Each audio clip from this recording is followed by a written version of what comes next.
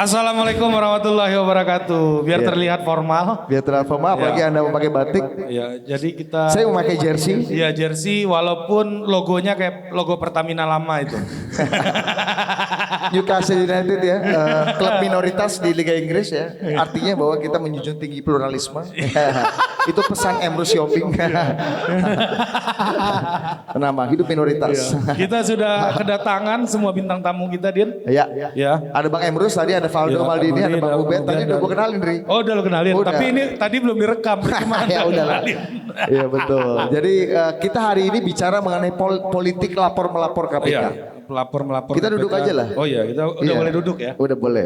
Lu di sini lah. Enggak, lu aja. Iya. Oke deh. Gue di ujung aja. Ini Kan fungsi gue di sini cuma untuk menambah kejenakaan aja sebenarnya. Yang host beneran tuh Budi. Iya, oke. Kita langsung mulai aja nih Bang Ubed dan juga teman-teman, kita bicara mengenai awal tahun itu kembang apinya sedikit karena orang-orang diminta untuk ada di rumah aja, tidak pesta kemana-mana, tapi justru yang agak rame di Gedung Merah Putih KPK. Iya. Ketika orang-orang seperti Bang Ubed, ada juga Bang Adi Masardi melaporkan tokoh-tokoh publik ke KPK. Alasannya ada satu, kalau Bang Adi Masardi bilangnya ini calon-calon yang ditengarai akan maju menjadi calon presiden. Jangan sampai 2024 nanti lapor-melapor. Jadi Betul, lapor ya. aja sekarang. Harus gitu kan. diverifikasi dulu katanya, tapi kok ada Pak Luhut di situ? Yang Pak Luhut mau jadi presiden ya? Anda Dilaporkan. Jangan sebut-sebut. Saya lihat ada tukang. Saya lihat kok di Bangi Kopitiam kok ada tukang bakso. Pinter. Ya itu alasannya Bang Adi Masardi. Tapi yang juga tidak kalah menarik dan tidak kalah menyita perhatian publik adalah ketika Bang Ubedillah Badrun melaporkan. Entah ini melaporkan atau memberikan informasi atau menyuplai data kepada KPK, kita nggak tahu namanya apa. Iya, kalau kata anak-anak Jaksel tuh nge-spill bro. Ya. Ya benar. Nge-spill KPK dan publik dan melaporkan dua orang yang tokoh yang banyak dibicarakan. Ya. Mungkin 80% anak muda Indonesia pengen jadi mereka. Iya. Muda, keren, pejabat, Dan banyak juga yang pemilik klub bola. Lu Anda jangan salah, banyak juga yang pengen jadi kayak Bang Ubed. Iya. Ya itu 20%. Iya, Anda berimbang dong. Iya. Ya udah. Oke, dan Bang Ubed melaporkan Kaisang dan juga Gibran atas tuduhan inilah ya. Dugaan. Iya, dugaan. Ya. Kalau kata budayawan Ahmad Sobari, di dalam politik menduga itu sama kayak menuduh.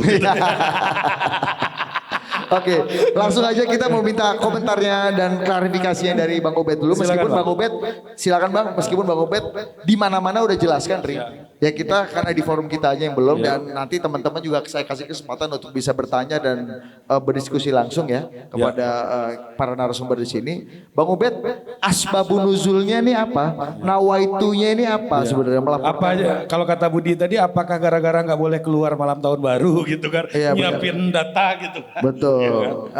Gimana Bang Ubed? Mau cerita sebenarnya. Sebenarnya, siapa yang menyuruh Anda melaporkan itu? Apakah itu Anda sendiri atau Anda jadi Siapa yang tangan menyuruh orang Anda lain? bertanya? Ada di CNN nggak bisa gue gini. Nggak boleh itu. Baik. Jadi beberapa bulan lalu, persis tahun 2021, saya menulis artikel berjudul 7 tahun Jokowi, New Kleptokrasi. Mungkin tulisannya itu menyebar kemana-mana dan karena itu media mainstream di satu kolom penting. Sebetulnya itu warning. Dan saya bertanggung jawab dengan tulisan itu bahwa rezim ini begitu kleptokratif. Di mana praktek korupsi merajalela, bahkan presiden mengatakan korupsi sudah menjadi extraordinary crime. Presiden loh, Presiden yang mana Mas? Presiden Mas Budi. Presiden kita warga negara Indonesia dong. Presiden cuma satu. Presiden Republik Anda dipancing Indonesia. sedikit langsung ini sih Mas Ubed. Siapa yang menyuruh Anda melaporkan? Bro, presidennya Valdo bro. Nah, dari situ saya berpikir terakhir banyak OTT juga kan. Ini korupsi parah sekali. Gak selesai-selesai. Saya mau berencana melanjutkan tulisan itu untuk lanjutan ya, tulisan kedua. Ini harus lebih tajam nih kan, lebih dalam supaya orang pada kapok, kira-kira begitulah.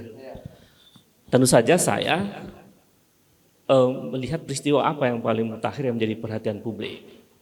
Ya. November tahun yang lalu itu kan ramai tuh, karena ada anak muda yang baru perusahaannya baru dibentuk, ya belum lama, bisa beli saham di Bursa Efek 188 juta lembar, dan semua orang bertanya-tanya. Tidak hanya saya yang bertanya, bahkan para akademisi, para ilmuwan, para pengamat, bahkan ada yang minta agar Pak Presiden menjelaskan. Berbulan, kira-kira berapa bulan ya? Ya 4 bulan, hampir 4 bulan nggak ada jawaban. Nggak merespon, malah asik-asik di medsos ya kan, semua. Oh ini berarti dianggap angin lalu. Rasa penasaran saya itu yang kemudian membuat saya menelusuri banyak hal. Saya diskusi dengan kawan-kawan ekonom muda, dari ekonom muda sampai senior, ya Mas Ari. Ini gimana sih sebetulnya bisnis di di saham, kemudian bagaimana orang-orang melakukan permainan saham dan lain-lain. Kemudian saya telusuri 7 tahun terakhir kan. Lalu saya membaca satu buku penting yang ditulis oleh Yoshihara Kunio. Dia menjelaskan tentang what the meaning is ersatz capitalism. Dia menggambarkan bahwa di negara-negara Asia, termasuk di Asia Tenggara itu, praktek kapitalisme itu tidak otentik. Praktek kapitalisme itu tidak dinamis. Kapitalisme di Eropa, di Barat, dia sangat konstruktif, simbiosis mutualisme dengan kualitas demokrasi. Kapitalisme di Barat juga sangat konstruktif, korupsi menjadi minim. Loh di Indonesia proses kapitalisme ekonomi berkembang, tetapi demokrasi memburuk ya, dengan indeks demokrasi terburuk sepanjang 14 tahun terakhir, 6,30. Kemudian indeks persepsi korupsinya 37, merah rapotnya 0 sampai 100. Ini ada apa sebetulnya? Nah jawabannya. Apa hubungannya dengan ya, beli saham? Nanti. Oke, belum. Biar logiknya dapat. Oh iya, kan? iya, oke. Nah, apa kesimpulan dari tulisannya Kunio ini? Poin dia mengatakan bahwa ada satu faktor penting yang membuat kapitalisme tidak sehat di negara-negara Asia Tenggara, terutama di Indonesia. Salah satunya yang paling utama adalah tumbuhnya kaum kapitalis, pengusaha-pengusaha baru itu tumbuh bukan karena proses kerja yang sehat, tapi dia tumbuh karena faktor relasi kuasa. Oh, ini menarik menurut saya. Saya menggunakan instrumen itu. Lalu ada banyak kasus enggak ya yang berhubungan dengan relasi kuasa, kasus korupsi itu. Ketemulah dari tahun 2014. Mana yang menarik ya, yang sangat dekat dengan kekuasaan, sampai kasus PCR. Nah saya menemukan kasus pembakaran hutan, yang banyak, itu kasusnya tidak hanya satu ya, yang kemarin saya sebutkan di media itu sebenarnya contoh saja, bahwa ada kasus yang digugat oleh Kementerian LH dengan angka 7,9 triliun, lalu kemudian ujungnya hanya bayar 78 miliar, itu hanya contoh saja. Tapi kasus-kasus lainnya banyak di perusahaan ini yang tidak diselesaikan sampai hari ini. Kita bertanya, ini kenapa? Ini kan isu lingkungan menjadi isu internasional. Bayangkan, itu bukan hanya 1 hektar, 2 hektar yang dibakar. Ekosistem lingkungan rusak, manusia juga nafasnya rusak. Masih kita ingat tahun 2019 itu, kebakaran hutan yang sangat luar biasa. Rusak. Nah, ternyata kemudian kita menemukan, kenapa kasus-kasus ini sampai sedemikian parahnya, tapi tidak ditangani. Jawabannya dari Kementerian Lingkungan di sektor 3 di Sumatera Selatan itu bilang, yang perusahaan-perusahaan ini, yang kemarin saya sebutkan itu ada PT BMH, ada BSL itu ditangani di pusat. Jawaban dari KLH di wilayah Sumatera Selatan itu, wilayah 3. Oh ditangani di pusat ya. Itu semua datanya bisa bisa dibuka di digital. Tani di pusat, kenapa? Enggak selesai-selesai di pusat. Lalu disitulah saya menemukan ngecek kapan sih keputusan jadi 78 miliar itu? Oh, bulan Februari, ya kan? Ternyata Januari ada perusahaan baru. Januari 2019 itu perusahaan ini namanya PT WMD. PT WMD ini ya didirikan oleh dua anak presiden, ada yang lain, AP. AP ini adalah anak dari petinggi dari PT SM. Yang tadi saya sebutkan anak-anak perusahaannya banyak bermasalah di pembakaran hutan itu. Dan itu memang putusannya inkrah. Maksudnya ada yang sudah putus, ada yang sudah dijadikan tersangka, dan sampai sekarang nggak diselesaikan.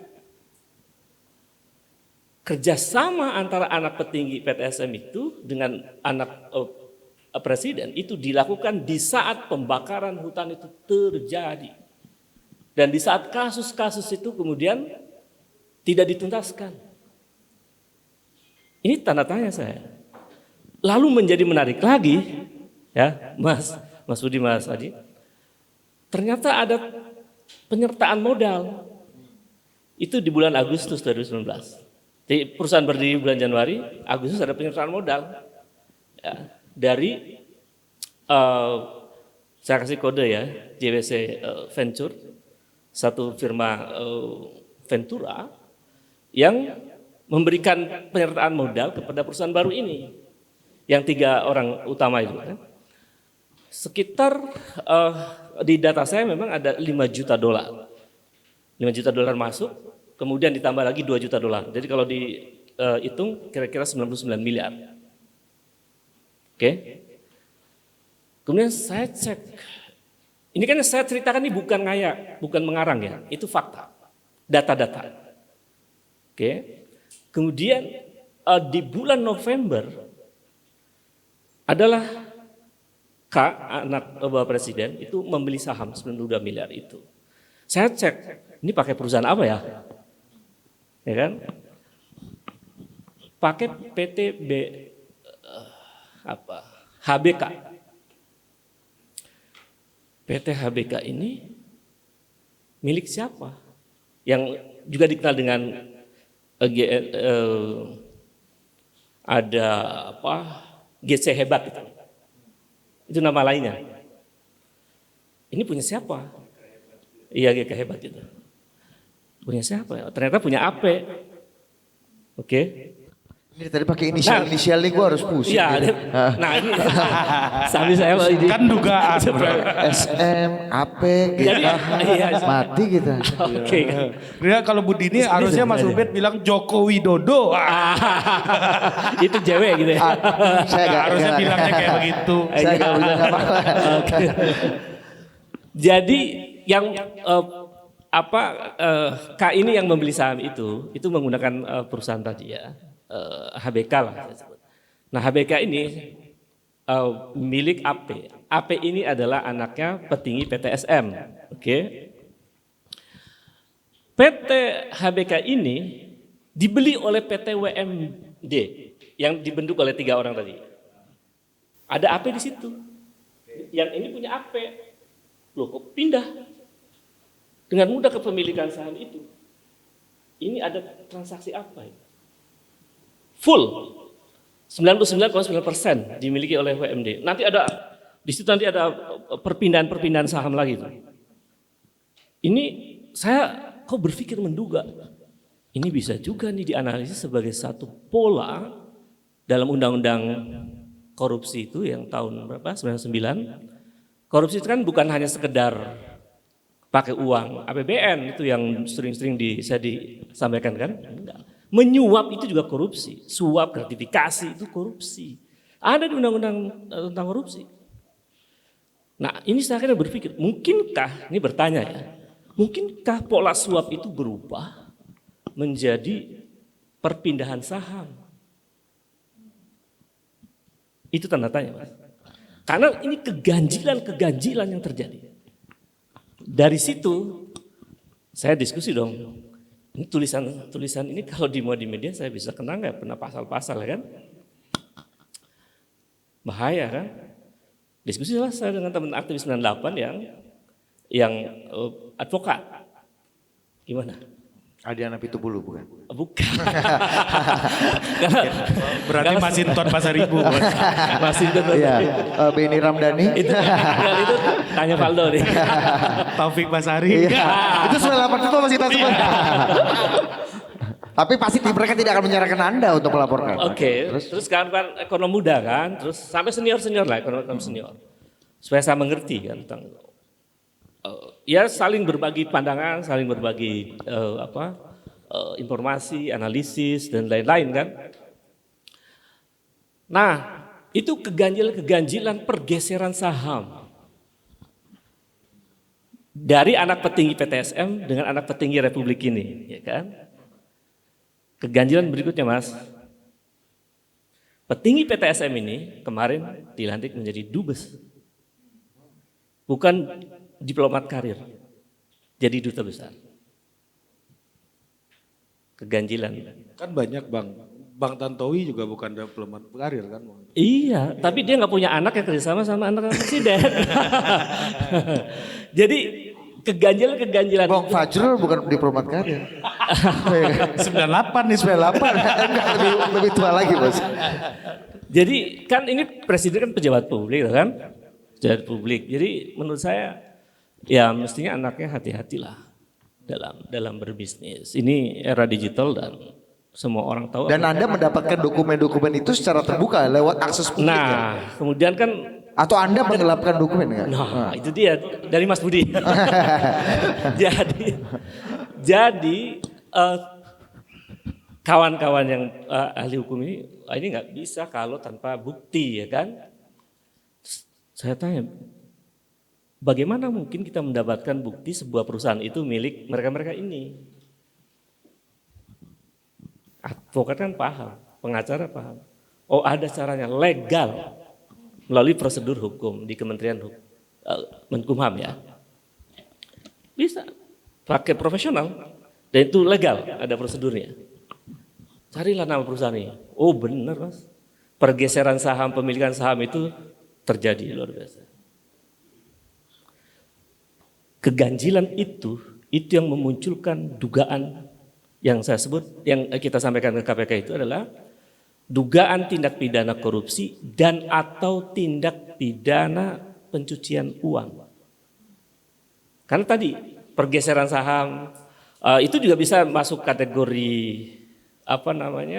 korupsi dalam makna gratifikasi lah apalah namanya. Nanti ini nggak ada hubungannya dengan kebebasan dan hak setiap individu siapapun dia untuk bisa berusaha, menjadi wirausaha. Siapapun berbisnis. boleh, anak presiden mau anaknya siapa boleh berbisnis.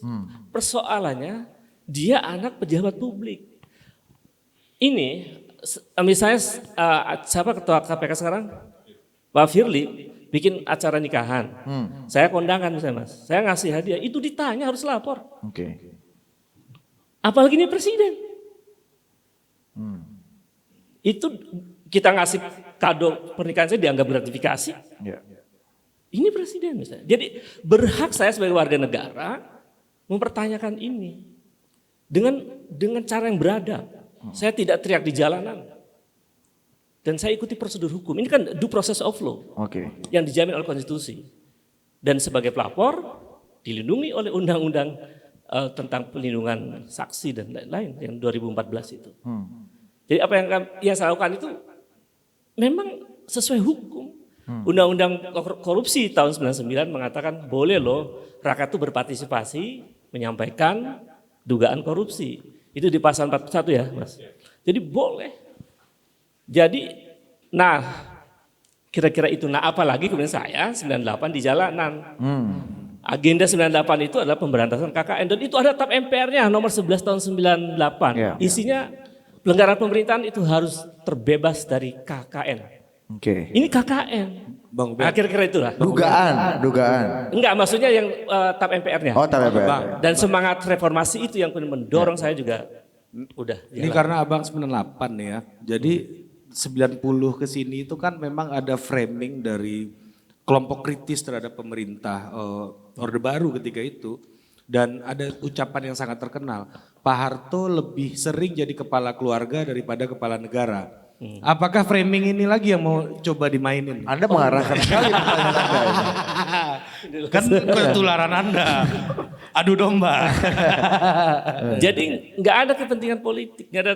Ya kalau sebuah tindakan itu kemudian ditafsirkan politik, ya itu sah-sah aja. Oke. Silakan. Tapi saya itu akademisi, saya dilarang berpartai. Jadi Anda melaporkan ini atau apa namanya datang ke KPK atas dasar inisiatif Anda sendiri. Iya. Bukan menjadi kaki tangan orang Tidak ada. meskipun Ya. enggak Meskipun Apa? jadi karena tanggung jawab intelektual, tanggung jawab akademisi, dan saya ada risiko di situ. Oke. Ada risiko loh Mas. Ini tanggung jawab intelektual ya sudah. Oke. Menarik Ari. Mantap. Banyak inisial tadi. Iya. Pasti Anda bingung kan? SM, AP, GWK, kan? GWK, DWP, ya GK kan? hebat, Iya. GH. Oke, sekarang kita tanya Valdo. Ya, sebagai Iya, sebagai corong rezim. corong.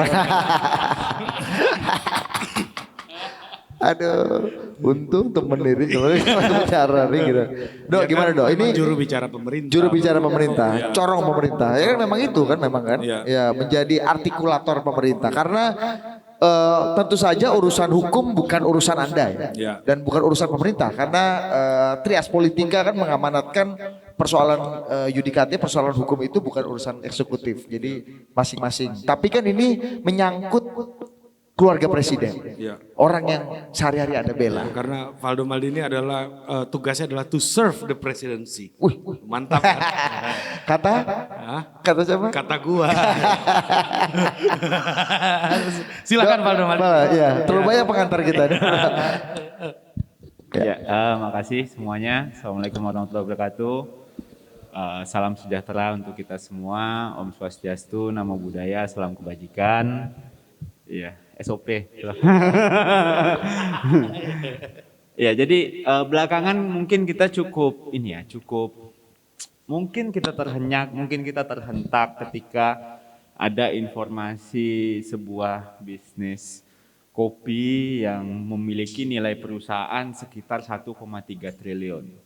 Yang faktanya bisnis kopi tersebut memiliki cabang sampai 500 cabang se-Indonesia di 45 kota hanya dalam 4 tahun. Dan juga menjual sekitar 5,5 juta kopi dalam 1 bulan. Nah, kopi kenangan namanya Bang Ubed. Ya. Anda pakai inisial dong, kakak. Oh, Tadi udah kita bingung. Lanjutkan kebingungan itu untuk publik. Iya. Ngikutin pola yang ada Iya. dong. Jangan bikin pola sendiri. Ya, jadi yang kedua atau bisnis es doger yang diinjek sekitar 70 miliar. Jadi memang hari ini memang terjadi disrupsi ya dalam banyak dunia, termasuk dunia bisnis, di mana kemungkinan munculnya bisnis model baru itu sangat mungkin dalam dunia yang sedang disruptif hari ini. Jadi mungkin diskusi yang berkembang saya lihat memang wah ini kok begini, kok ada pergeseran begini yang tadi disampaikan Bang Ubed. Ya kita menghargai kebebasan berekspresi tentunya. Dan di era demokrasi seperti sekarang tentu ini adalah sebuah hal yang sangat lumrah terjadi, sangat wajar terjadi. Dan ya patut kita syukuri dalam derajat tertentu. Namun apabila kita berbicara soal demokrasi yang kita jalani hari ini gitu. Demokrasi yang sebenarnya kita bangun dengan banyak pilar lah. Tapi pilar untuk membangunnya itu kita juga bisa memilih nih.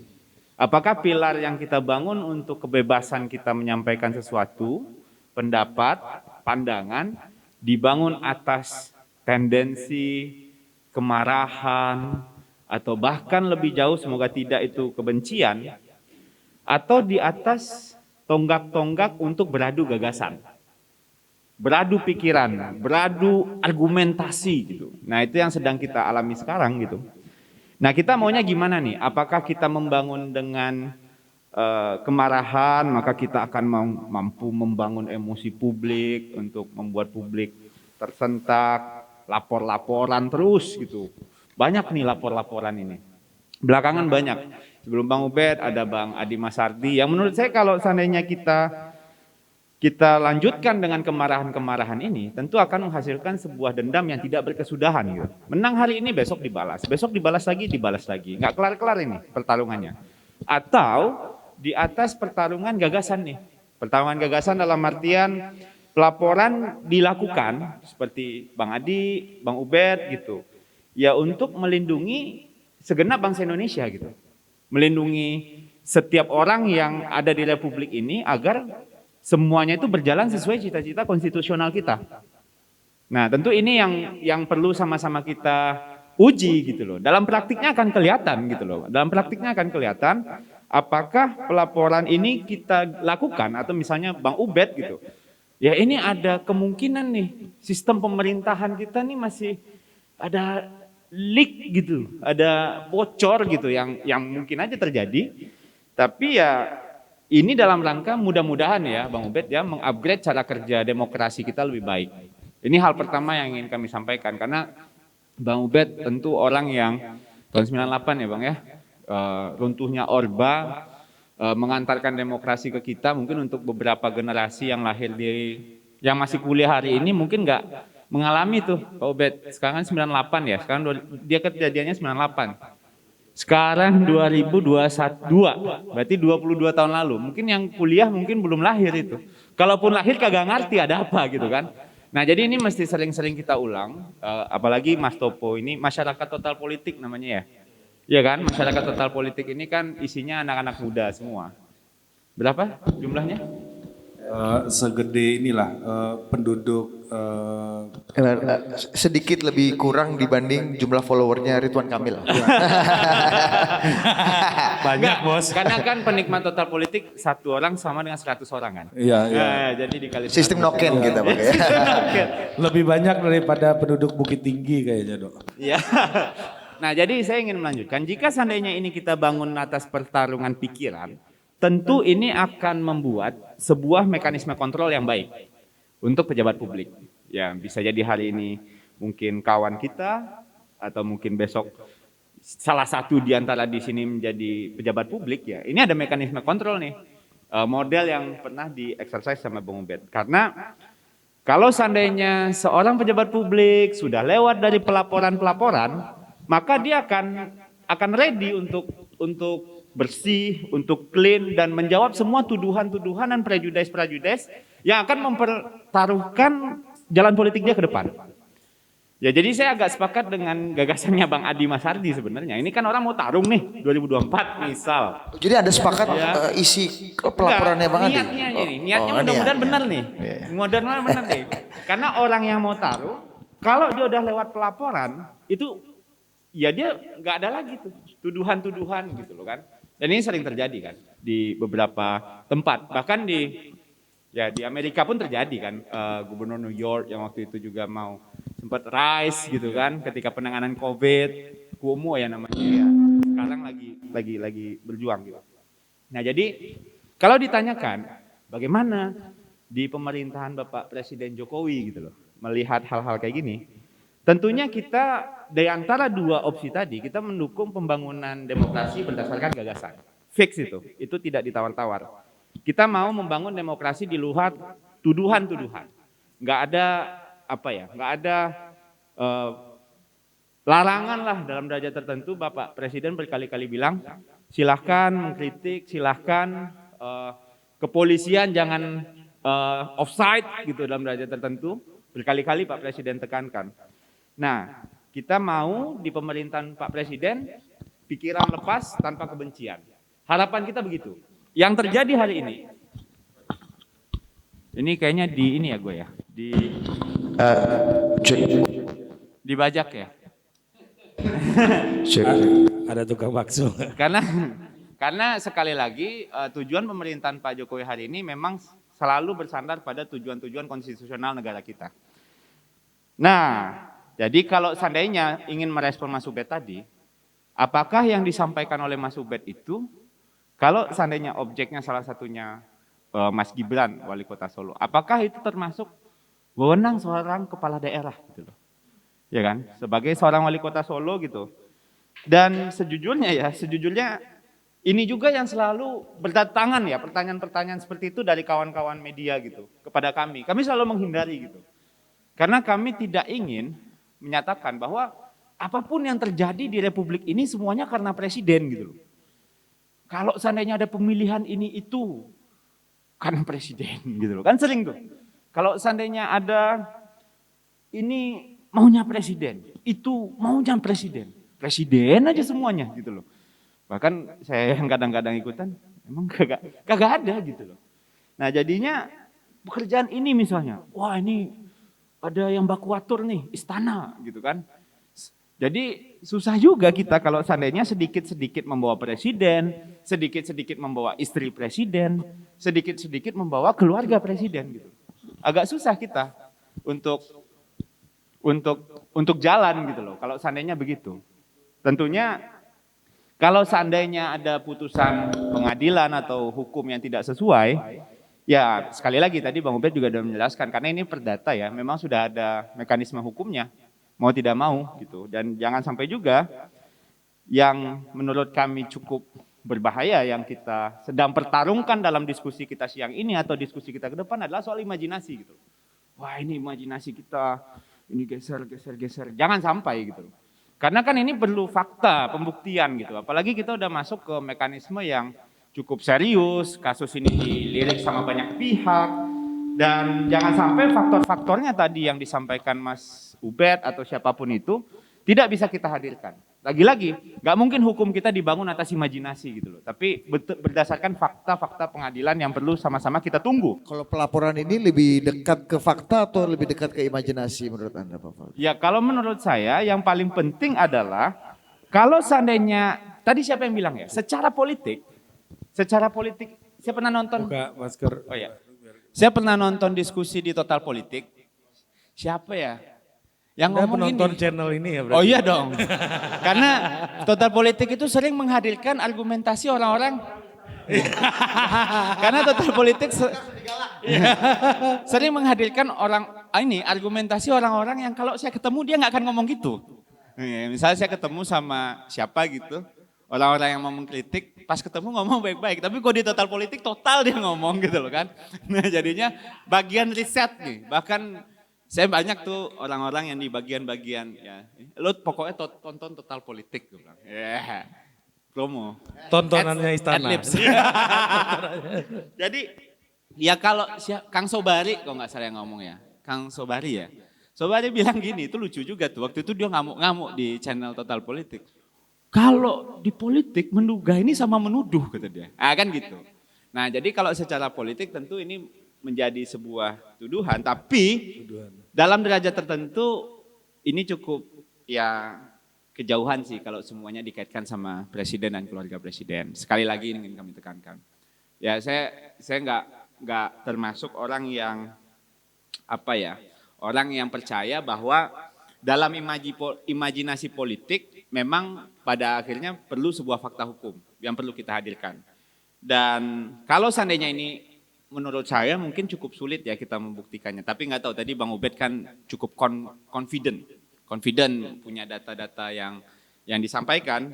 Tapi ya kami selalu menyampaikan kita memang terbiasa sih kena framing begini gitu di kantor gitu. Dan ya kita berusaha untuk menjawab sebaik-baik mungkin. Saya jujur termasuk orang yang tidak ingin seorang kepala negara itu didiskreditkan dengan hal-hal yang berbasis dengan imajinasi kita gitu. Jadi kalau seandainya kita dalam ke depan, mudah-mudahan ini dibangun dengan gagasan dan pikiran dan ada fakta hukumnya, kita bisa menemukan jalan keluar gitu. Ujungnya Bang Budi dan Bang Ari serta Mas Ubed dan semuanya, saya percaya ini adalah upaya untuk kita semua mudah-mudahan untuk upgrade kualitas demokrasi kita. Kalau Pak Presiden kan sering tuh dituduh macam-macam. Dan sangat sadar ini adalah sebuah konsekuensi beliau menjadi pemimpin di Republik ini. Dan harapannya Pak Ubed tidak ada kebencian, tidak ada kemarahan, yang ada hanya pertarungan gagasan dan pertarungan pikiran. Kita juga nunggu sih sebenarnya. Tapi kan ada yang melaporkan dari pendukung Pak Presiden. Nah harapan kita juga gitu. harapan Anda yang pesen atau gimana itu? coba ditanya, ini nomor WA-nya kalau mau. Ya, tapi ya silakan juga gitu. Maksudnya kan kalau seandainya ada yang ingin melaporkan balik Pak Ubed ya, memang ada juga mekanismenya gitu. Tapi menurut kami yang paling penting hari ini kita sama-sama menahan diri gitu. Karena kita ya penanganan COVID dan kita lagi bounce balik ya pasca penanganan COVID. Mudah-mudahan ini bisa menjadi sebuah, bagi saya pribadi ya mungkin ya, pribadi ini pembelajaran sih. Dan ya saya akan menantikan diskusi-diskusi ke depan soal ini. Ini seru banget sih pasti. Ya. Thank you. Oke, thank you Bung Faldo. Ini panjang tadi penjelasannya. Panjang. Tapi yang diikut sama wartawan yang terakhir tuh. Antara imajinasi dengan fakta. Ini nih mic lu rusak nih. Saya mau ke Mas Kurnia deh.